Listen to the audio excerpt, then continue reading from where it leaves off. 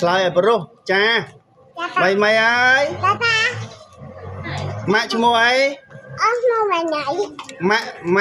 ឈ្មោះអីចាដាត្រឹមត្រូវយកកគ្រាប់មួយចៅរិតចាំមនីនីវ៉ាន់រៀនណាទីម៉ាន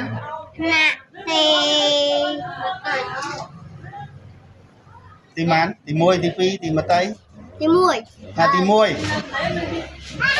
ឥឡូវរសัตว์ដែលមានឈ្មោះអក្សរកសត្វអីឈ្មោះអក្សរកកងកែបត្រូវយកកគ្រាប់មួយនិចរសัตว์អីដែលមានឈ្មោះអក្សរលកាត់អត់ត្រូវ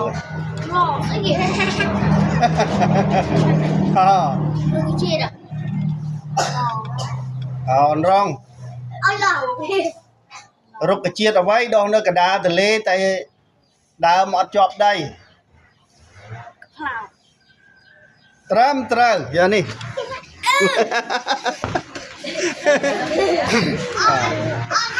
ស្វាមអីមានច្រើនណានោះឥឡូវច្រើនយកឲ្យមួយទៀតក្រៅពីកំប្លោកអូខេត្រឹមត្រូវនេះមួយ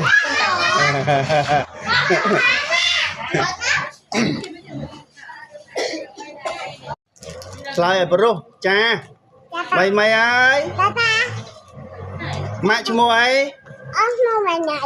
ម៉ាក់ឈ្មោះអីចាដាត្រឹមត្រូវយកកគ្រាប់មួយចៅរិតចាំមនីនីវ៉ាន់រៀនណាទីម៉ាន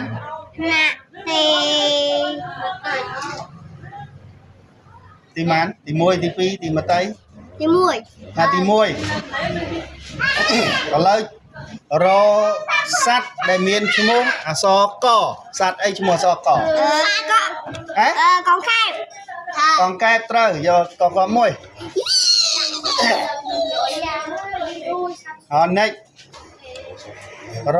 សัตว์អីដែលមានឈ្មោះអក្សរល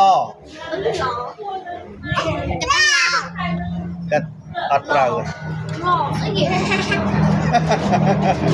អ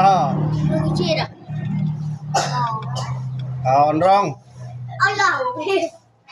រុក្ខជាតិអ្វីដងនៅកណ្ដាលទន្លេតែដើមអត់ជាប់ដី